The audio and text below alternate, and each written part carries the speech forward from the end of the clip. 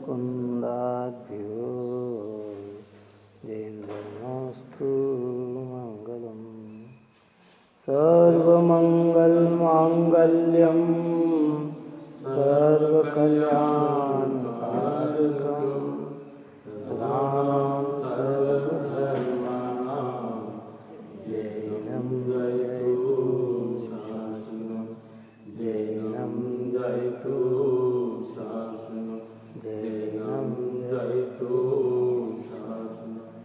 नमस्मै साराय स्वानुभूत्या चकास्ते चित्स्वभावाय भावाय सर्वभावान्तरस्ते सर्वभावान्तरस्ते।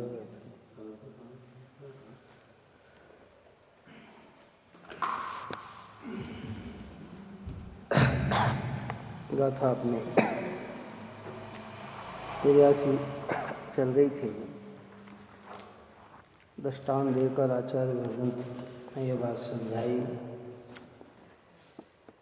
कि एक द्रव्य का दूसरे द्रव्य में व्यापकता न होने से कर्ता कर्म संबंध नहीं है।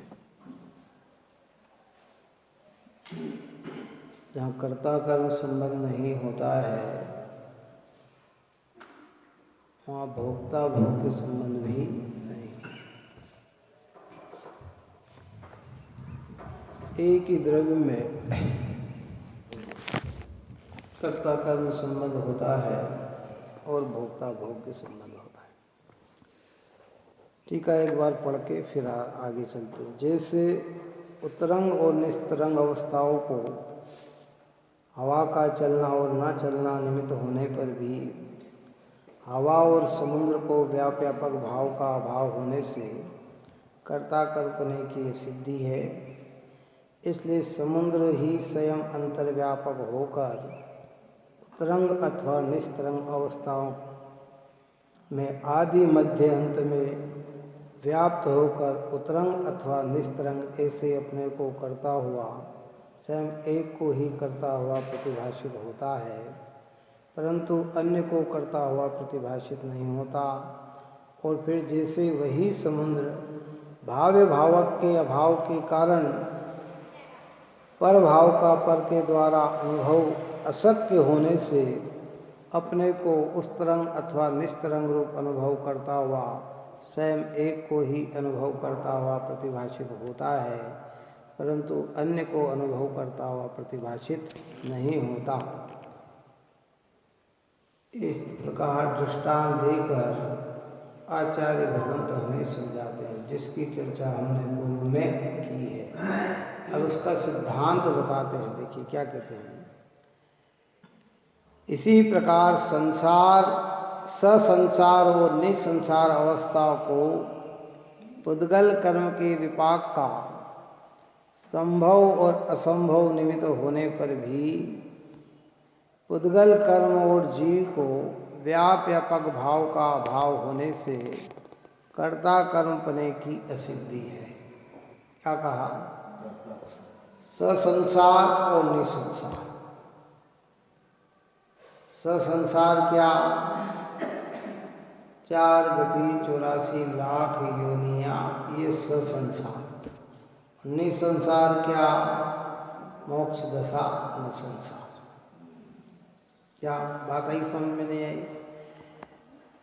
अवस्था का पुद्गल कर्म के विपाक का संभव और असंभव होने पर एक में पुद्गल का निमित्त सद्भाव और एक में पुद्गल का निमित्त अभाव। क्या कहा? जैसे समुद्र की लहर में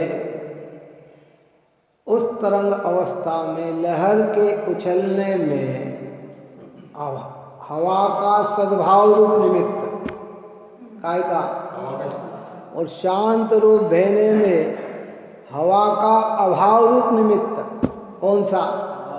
बात अभी समझ में नहीं आई। क्या कहा? समुद्र में जो उछल रंग लहरें उछल रही है ना, तो वो उछलने में हवा का निमित्त सद्भाव रूप है। और शांत रूप बेरा है तो कहते हैं हवा का अभाव है?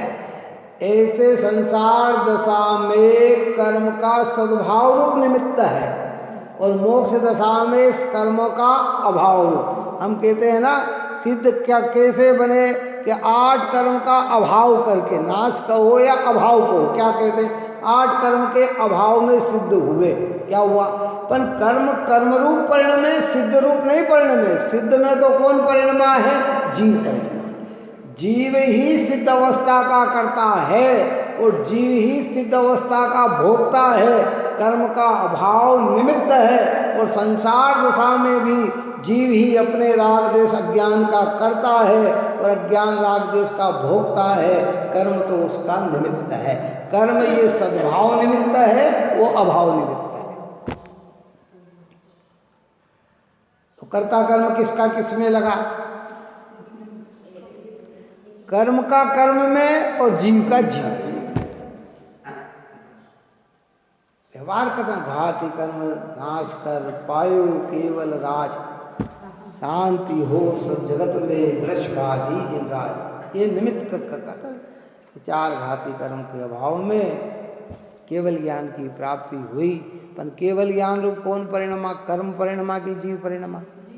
जीव परिणमा। तो उसका कर्ता जीव है कि कर्म है? जहाँ कर्म को कहा वो निमित्त, अभाव करता भी निमित्त और सद्भाव करता भी निमित्त यानी ज्ञान का विषय। कर्ता तो जीव के परिणाम जीव है और पुद्गल के परिणाम पुद्गल है। कितनी बड़ी भ्रांति में आप और हम जी रहे हैं। हमारी उन भ्रांतियों को जिनवाणी माता क्रमश क्रमश दूर करती है कि भाई तू अपने ही ससंसार अवस्था का करता, इन्हीं संसार अवस्था का करता। संसार अवस्था यानी राग देश के परिणाम का करता, तो निपाप के भाव का करता, अच्छे बुरे परिणाम का करता। तो कहते सब कर्म के उदय में कर्म ने राग कराया, कर्म ने देश कराया। अभी आपने ऊपर में तो सब एक एक चीज कर्म के ऊपर डाली है, वो निमित्त की बात है। उपादान पने से देखी जाए तो कौन परिणमा? कुमार ने ढेर सारे घड़े बनाए, ये निमित्त का ज्ञान है। पर उपादान पने से देखा जाए तो घड़े रूप कौन परिणमा? मिट्टी परिणमी नहीं, कुमार नहीं परिणमा। कुमार अलग है और घड़ा अलग है। ऐसे जीव अलग है और कर्म अलग है। कर्म ने जीव को परिणमाया, जीव ने कर्म को परिणमाया। ऐसा निमित्त निमित्त संबंध तो कहने में आता है, दोनों के बीच में कहीं भी कर्ता कर्म संबंध नहीं है। ये बात हमने आज तक सुनी नहीं, समझी नहीं, अनुभव में ली नहीं। अब आचार्य उस चीज का हमें अनुभव कराते हैं।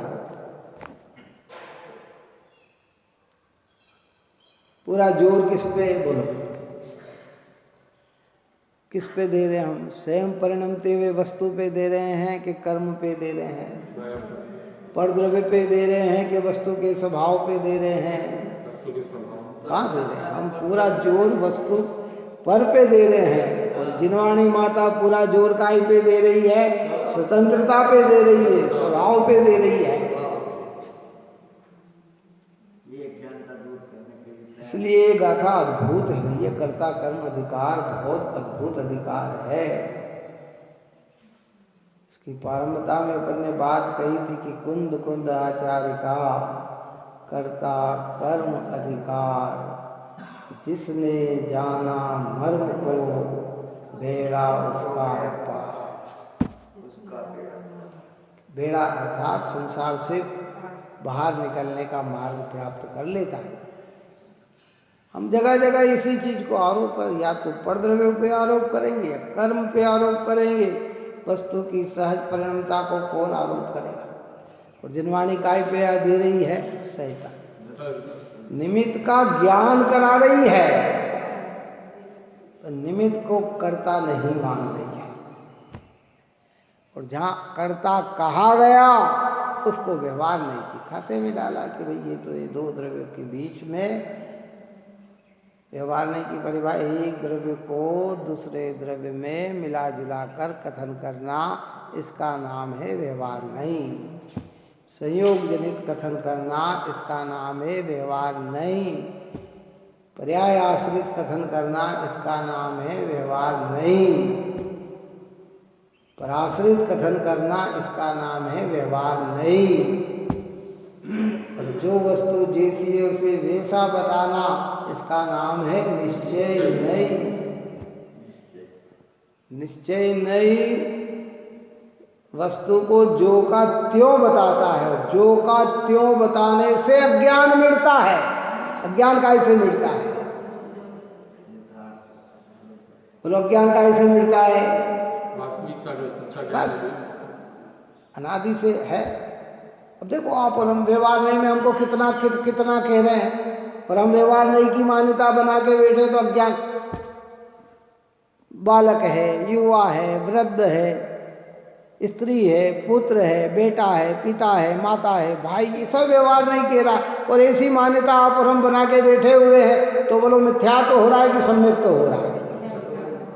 और निश्चय नहीं क्या कह रहा है कि नहीं ये तू कुछ नहीं, ये तो सब संयोगी कथन है, तू तो एक चैतन्य आत्मा है, ज्ञानमय आत्मा है। इस श्रद्धांत से क्या उत्पन्न होगा? सम्यक्त की आराधना। हम गरीब हैं, हम धनवान हैं, हम रोगी हैं, हम निरोगी हैं, हम ज्ञानी हैं, हम मूर्ख हैं, ये सब ये व्यवहार नहीं कहता है। निमित्त का ज्ञान करा या पर्याय में जैसा है अवस्था में 5 साल की अवस्था दिख रही नहीं पर्याय की तो कहते बालक है। 30 साल की अवस्था दिख रही तो कहते युवा है। 50-60 की दिख रही तो कहते पौड़ है। 70-80 की दिख रही तो कहते वृद्ध है। लेकिन आत्मा कैसा है? ज्यों का त्यों है। तो संयोग जनित कथन जितना होता है वो व्यवहार का। कर्म के उदय में जीव ने राग देश किए, कर्म के अभाव में जीव को सिद्ध पद मिला, कर्म के कारण संसार में भटक रहा है, कर्म छूट जाएंगे तो मुक्त में हो जाएगा। ये सब व्यवहार नहीं के कथन है। परमार्थ में तो जो परिणाम है सो कर्ता और परिणाम सो उसका कर्म। अब इसको बोलन करो, बस दिन भर पियो इस रस को।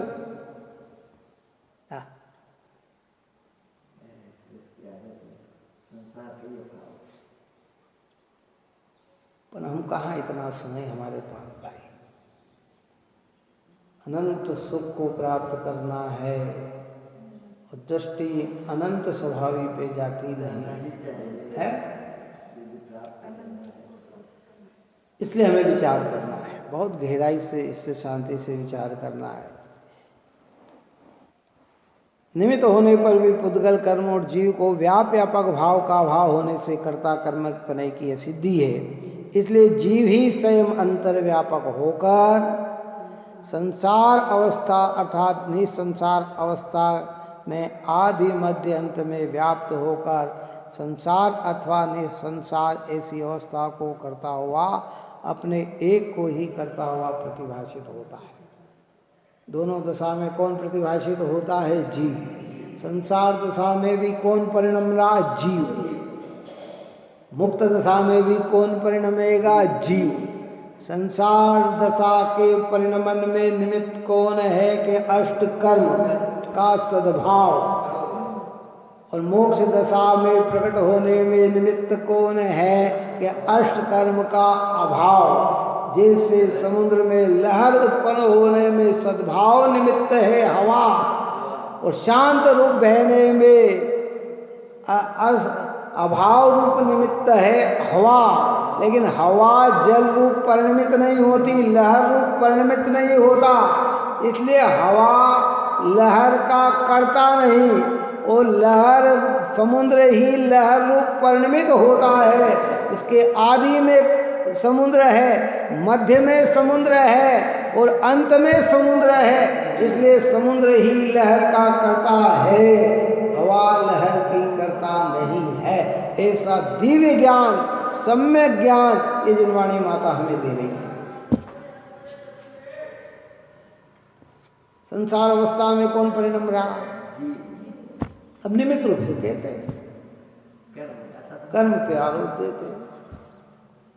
क्या कर्म महारिपु जोर, एक न कान करे जी, मन मान्या दुख दे, काहू सो नाही डरे जी।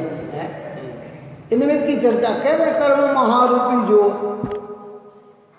परिणमा कौन परिणमा भाई? कल क्या कहा था? देखो ये सब पुरानी चीजों को स्मरण में रखो, भूलो मत भाई। ज्ञान के विषय में निमित्त को जानना, पर निमित्त को कर्ता नहीं मानना।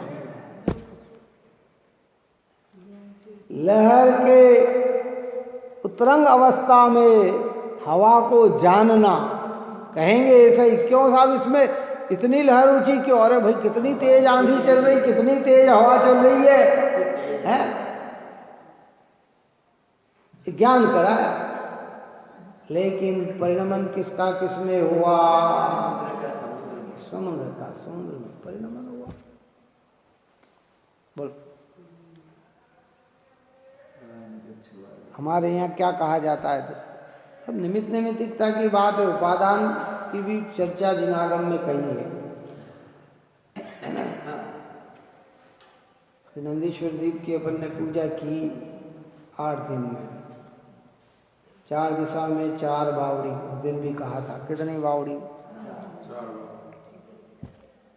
कितने कितने योजन की? एक एक योजन नहीं, 1 लाख योजन। और सब में निर्मल जल भरा। क्या हम कहते हैं कि भाई पानी रुक जाता है तो जीव पैदा हो जाते हैं, तो फिर वहां क्यों नहीं होते? क्यों वहां क्यों नहीं होते बताओ?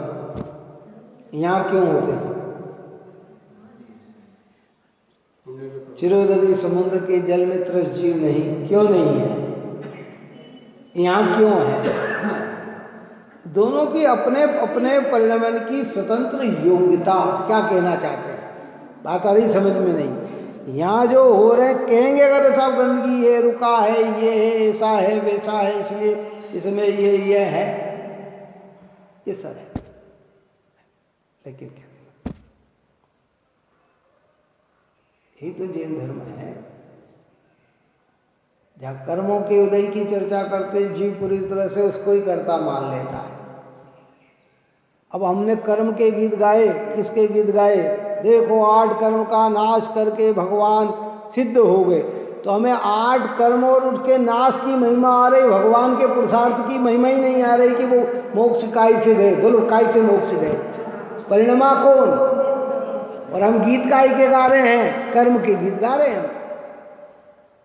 घाती कर्म का, अरे कर्म महादुष्ट, ये कर्म बड़ा दुष्ट है, बेरी है, एक नहीं सुनता अपनी, एक नहीं सुनता अपनी, एक नहीं सुनता अपनी। ये महिमा उसकी आ रही है कि भैया जैसे कर्म महादुष्ट है ना, ऐसा चैतन्य भगवान आता, आत्मा अति पवित्र निर्मल है, सरल है, सौम्य है, तो उसका आश्रय ले तो तेरे जीवन में तो कथन बदल दे। निर्वाणी में जितना भी व्यवहार का कथन है वो सब बदल दे, हटा दे।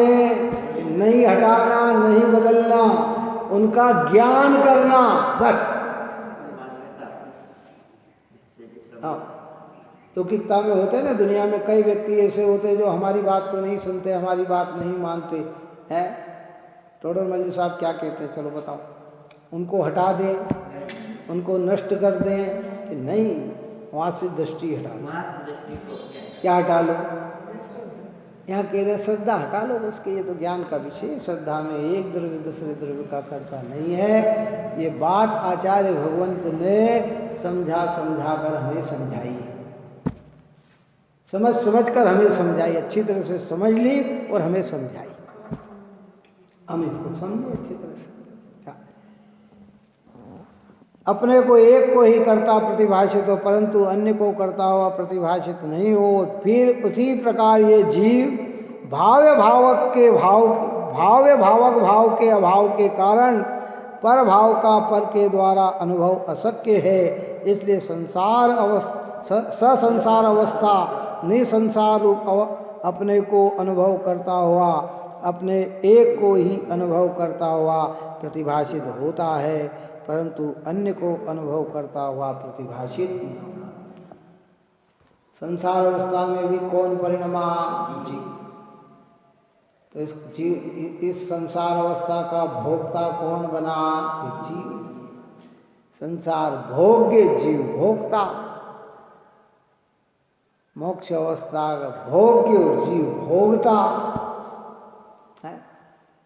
और जहाँ कहा कि हम पर के भोक्ता नहीं, संसार के भोक्ता नहीं है, राग के भोक्ता नहीं, अभोक्तत्व शक्ति है ना आत्मा के अंदर, पर द्रव्यकृत राग आदि परिणामों का भोक्ता नहीं, करता नहीं। क्यों? दृष्टि की मुख्यता से कथन है। यहाँ कहते हैं आत्मा अज्ञान दशा में संसार अवस्था राग देश मोह का ही भोगता है। अभी किसका भोग कर रहे हैं? पर द्रव्य का भोग कर रहे हैं कि राग का भोग कर रहे हैं, द्वेष का भोग कर रहे हैं, मोह का भोग कर रहे हैं? बोलो काय का भोग कर रहे हैं? हम भोग काय के कर रहे हैं? मान रहे हैं।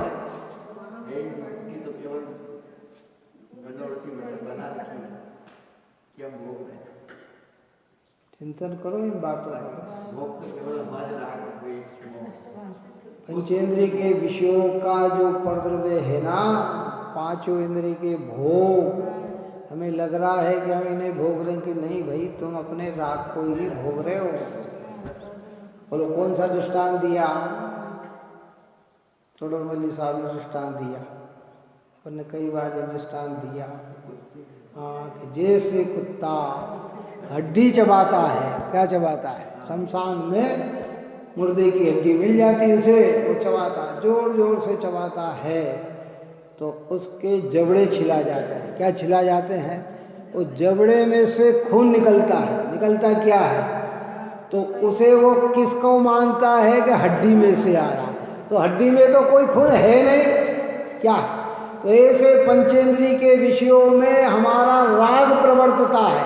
क्या प्रवर्तता है? तो आनंद किसका आता है?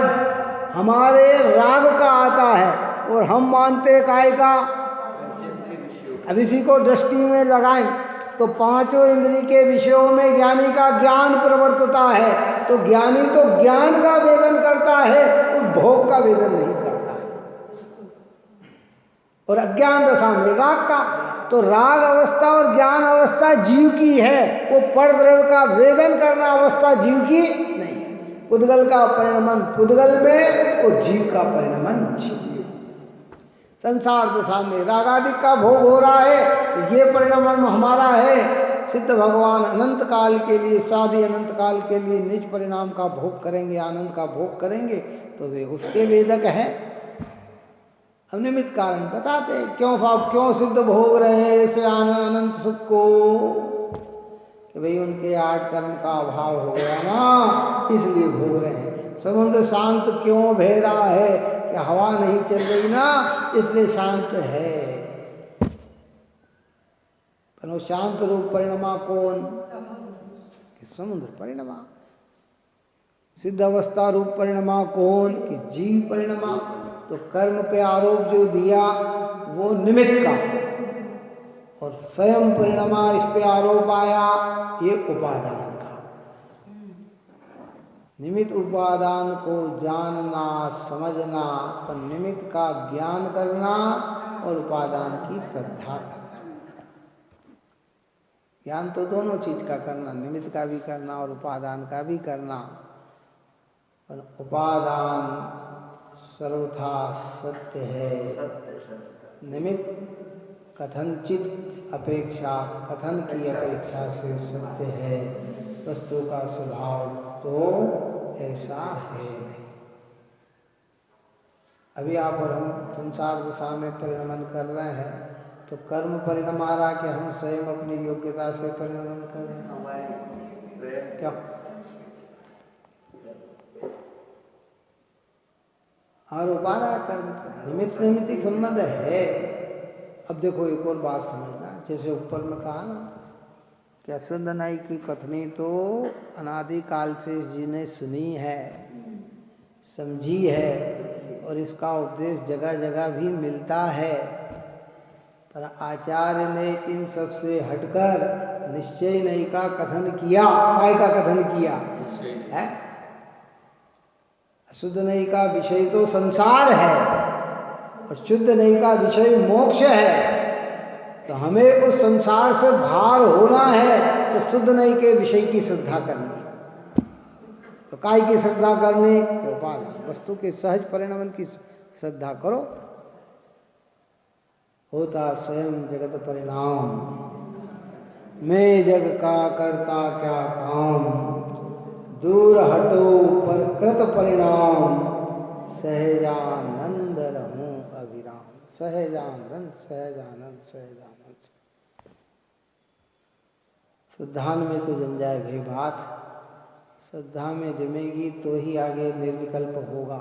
जिसकी श्रद्धा में ही नहीं है वो कहाँ निर्विकल्प। हम सब पर की ओर मुक्त आग के बैठे हुए हैं। ये हमारा परिणमन कर देगा, ये हमारा मोक्ष मार्ग बना देंगे, ये हमको सुखी कर देंगे, ये हमारा भला कर देंगे। कुछ नहीं। जब हम दूसरे की ओर भला की ओर दृष्टि डालते हैं तो उनके प्रति अनुराग पैदा होता है, और जब हम दूसरों की ओर बुरा की दृष्टि डालते हैं तो द्वेष पैदा होता है। और ये अनादि से राग द्वेष कब से चल रहा है? अनादि से चल रहा है। एक बार कहे तो स्वयं में संतुष्ट हो जा। मेरे परिणमन का कर्ता मैं ही हूँ, पर के परिणमन का कर्ता पर ही है। पर मेरा परिणमन कर सकता नहीं, मैं पर का परिणमन कर सकता। अभी तो श्रद्धा की बात है, फिर भी राग उछल उछल कर आएगा, ध्यान रखना। हाँ, राग आएगा, वो उसकी स्वतंत्रता है। श्रद्धा कहेगी कि जो होना है वही हो रहा है। बात आ रही, समझ में नहीं आ रही? राग आएगा कि ऐसा ना हो ऐसा हो जाए, ऐसा ना ऐसा हो जाए, लेकिन होगा क्या? वही होगा।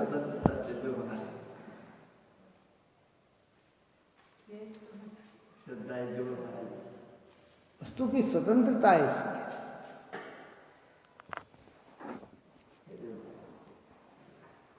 इसलिए पर के द्वारा अनुभव अशक्य, इसलिए संसार अथवा निसंसार अपने को अनुभव करता हुआ अपने को एक को ही अनुभव करता प्रतिभाषित हो, परंतु अन्य को अनुभव करता हुआ प्रतिभाषित मैं स्वयं ही अज्ञान दशा में मैं अपने ही राग देश का कर्ता और राग देश का भोक्ता। और ज्ञान दशा प्रकट हो गई तो ज्ञान का ही कर्ता और ज्ञान का ही भोक्ता। परद्रव्य की क्रिया का कर्ता भी नहीं और परद्रव्य की क्रिया का भोक्ता। देखो ये बात अध्यात्म में, आत्मचिंतन में, आत्मानुभूति के लिए की जा रही है। बाहर बैठकर इसकी चर्चा नहीं करना। तो किसी के गाल पर एक लप्पड़ टिकाएं और कहें कि नहीं भैया मैं तो मेरे भाव का करता हूँ, हाथ का उठना तो अपनी योग्यता से उठ गया था। बात ही समझ में नहीं आई। ये तो अपने उपयोग को अपने में रमाने के लिए, अपनी मिथ्या मान्यता को तोड़ने के लिए, और किसी ने हमारे गाल पे लप्पड़ जड़ दिया तो वहाँ ये विचार करना कि इस वेदना का वेदन करने वाला परिणमन तो मेरा ही है, हाथ तो निमित्त है, हाथ ने मुझे वेदन नहीं कराया। समझ में आ रही बात के नहीं है?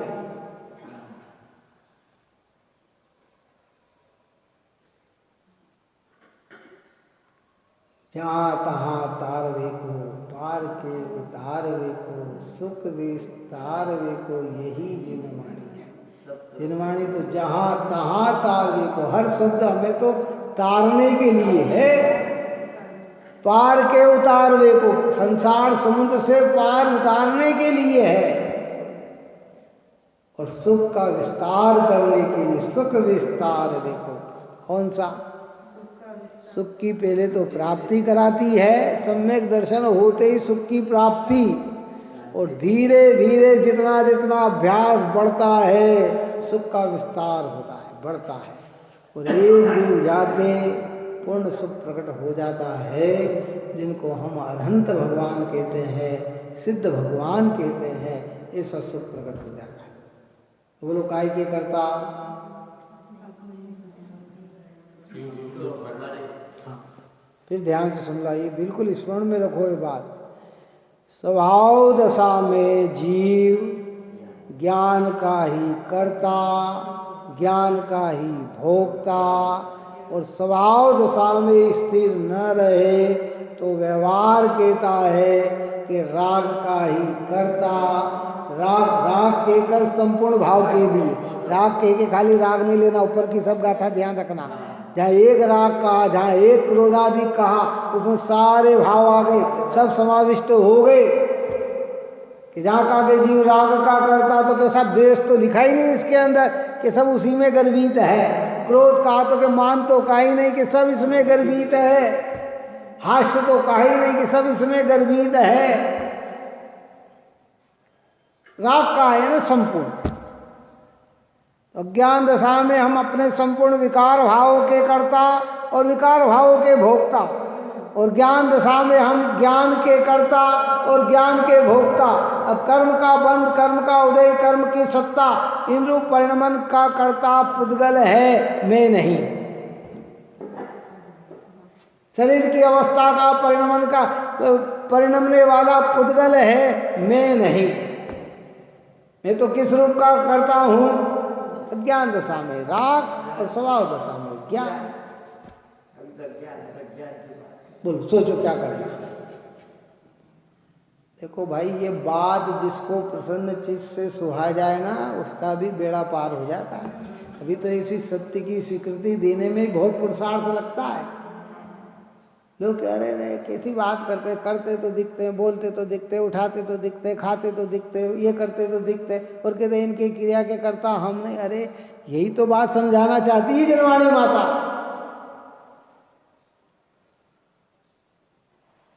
सारे जगत की मान्यता से अगर चले तो सारे जगत की मान्यता फिर सम्यक तो कही जाए, क्यों? पर सम्यक कितनी हो सकती है? सब हो सकती है कि एक हो सकती है? क्यों? 363 मत है और एक मत जैन मत है। अब हम 363 मतों की बात माने तो फिर सब मत सत्य हो जाएंगे, लेकिन सत्य तो एक ही हो सकता है? तो काय के करता हम? अब देखो इसको अंदर में झांको, ये आंखें अंदर नहीं जाएगी, ये ज्ञान की किरण भीतर में जाएगी, ये समझने वाला जाएगा। और जब ये भीतर में जाता है तो आंखें मिचा जाती है। जब अंतर में चिंतन चलता है ना, तो आंख की सहज दशा मिचने जैसे रूप हो जाती है। मैं मीच के बैठ जाऊं तो अंदर में चिंतन हो, ये जरूरी नहीं है, पर जो अंतर में चिंतन करते हैं उनकी आंखें मिचा जाती है। ये दोनों का निमित्त नैमित्तिक संबंध है। क्या है? ध्यान करते हैं ऑटोमेटिक। ध्यान का मतलब है चिंतन करते करते उपयोग को एकाग्र करना। एकाग्र चिंता निरोधम ध्यान। एकाग्र होकर एक वस्तु का चिंतन करते करते एक में ही संलग्न हो जाए तो उसी का नाम ध्यान कहा जाता है। तो क्या करें? आंख मीच के बैठे, जो आंख मीच कर बैठता है उसे ध्यान नहीं होता है। जो एकाग्र चित्त होकर चिंतन करता है तो आंखें तो मिचा जाती है। तो कहते अरे ये ध्यान कर रहे हैं भैया, ये ध्यान वाले हैं। तो आंख मिचाना जीव की क्रिया, आंख मिचाना जीव की क्रिया। तो इस क्रिया का कर्ता कौन? क्या गजब की बात है। गुरुदेव श्री ने एक एक बोल को इतना घेरा लेकर समझाया है, आपको पता ही नहीं है भैया। ऐसे प्रश्न उत्तर करके जैन सिद्धांत प्रश्नोत्तर माला हजारों हजारों प्रश्न खड़े कर दिए इस विषय में। एक एक बोल पे हजार हजार प्रश्न खड़े कर दिए। लेकिन आज हमारे पास उसका समय ही नहीं है कि हम उस बात का इतना विचार करें। तो कि भाई समझो इस बात, एक एक परमाणु की स्वतंत्रता, एक एक द्रव्य की स्वतंत्रता। और क्यों समझाई? अभी अपन ने कौन सा विधान किया? सहज शांति विधान।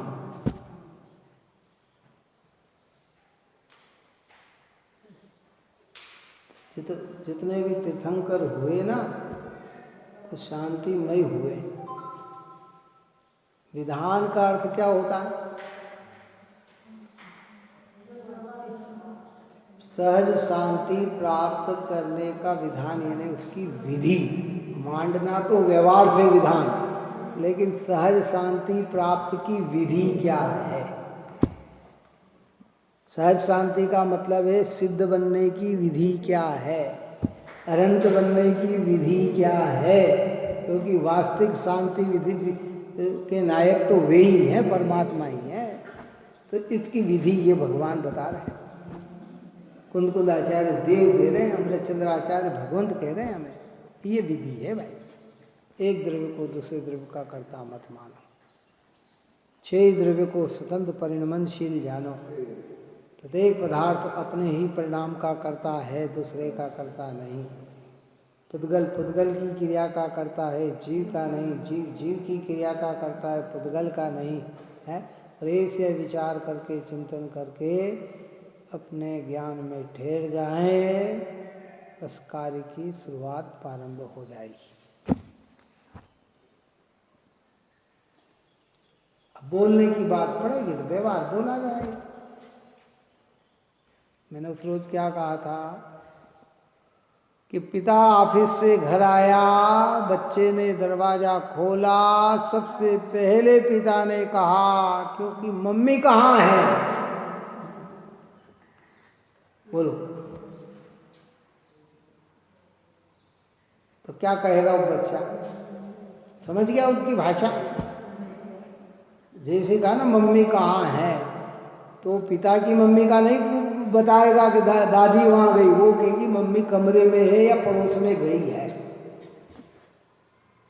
तो भाषा काई की हुई और समझ काई की हुई। तो ऐसे दिन भर आप और हम बोलेंगे क्या और मानेंगे क्या? बताओ क्या है?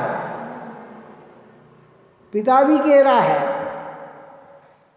कि मम्मी, और अपनी पत्नी में अगर माँ देख ले तो फिर क्या हो सकता है? चलो बताओ, कोई व्यक्ति अगर पत्नी में मातृत्व रूप देख ले तो फिर उसके व्यवहार अर्थात भोग का भाव ही खत्म हो जाएगा, है?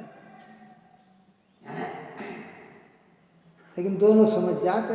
ऐसे ये जनवाणी हमें समझा रही है कि देखो भाई, क्योंकि दिगंबर संत तो मनोगुप्ती के धारक होते, ज़्यादा बोलते नहीं, और बोलते भी हैं तो भाषा समिति पूर्वक बोलते हैं। और उनकी जितनी भी, देखो बहुत गहरी बात है, समझ लेना ये बात। पहले तो मुनिराज बोलते नहीं, बोलते हैं तो भाषा समिति, और भाषा समिति में भी ऐसी समिति के जो मात धर्म को पुष्ट करे, जगत के जीव का कल्याण हो, जगत के जीव को आनंद उत्पन्न हो, ऐसी भाषा। तो उसमें तो लेने देने आदान प्रदान की भाषा ही नहीं है। बात आ रही समझ में? उनका उपयोग। लेकिन हमारा जीवन तो कैसा है? गृहस्थमय जीवन है। तो यहाँ तो पग पग पर बोलना पड़ेगा। हम तो भोजन की थाली पे बोलेंगे तो कभी यार रोटी दे देना, सब्जी दे देना, क्यों तुमने अभी तक दी नहीं, ऐसा सब बोलेंगे। मुनिराज को तो आहार बोलना थोड़ी पड़ता है, क्यों बोलना पड़ता है? कहना पड़ता उन्हें कि नहीं नहीं भैया अभी रुक जाओ, के वो तो, और जहाँ उनको लगे कि पूरी हो गई कि अंजलि वो छोड़ देंगे, खत्म बात हो गई। उन्हें तो इतना व्यवहार ही नहीं है। आपको तो आवाज़ दे के बुलानी पड़ेगी, बुलाना पड़ेगा आवाज़ दे के, उनके पास है ही नहीं इतना टाइम। तो यहाँ सब व्यवहार है, कोई बात नहीं, बोलो, परंतु समझो क्या, जैसे पिता बच्चे के सामने मम्मी कहते हुए उन्हें मम्मी नहीं मानता, पत्नी ही मानता है, ऐसे आप और हम व्यवहार कहते हुए भी ये जाने करता नहीं है, हम तो अकर्ता ही है, हम अपने ही परिणाम के करता है, परद्रव्य के करता नहीं। इस प्रकार की जो गहरी बात यहाँ कही है, भावार्थ कल्पना चलेगा, और गहराई से इस गाथा में जितना समय लगे समझ के रहस्य प्राप्त करो, है ऐसी बात समझ कर आप और हम अकर्ता भाव से सुशोभित हो, यही मंगल भाव। सहजानंदी शुद्ध स्वरूपी अविनाशी आत्मस्वरूप, सहजानंदी शुद्ध स्वरूपी अविनाशी आत्मस्वरूप, सहजानंदी शुद्ध स्वरूपी अविनाशी आत्मस्वरूप, निज में बताई यह उपकार है, उसके लिए जिनवाणी माँ को वंदना शतबार है, वंदना शतबार।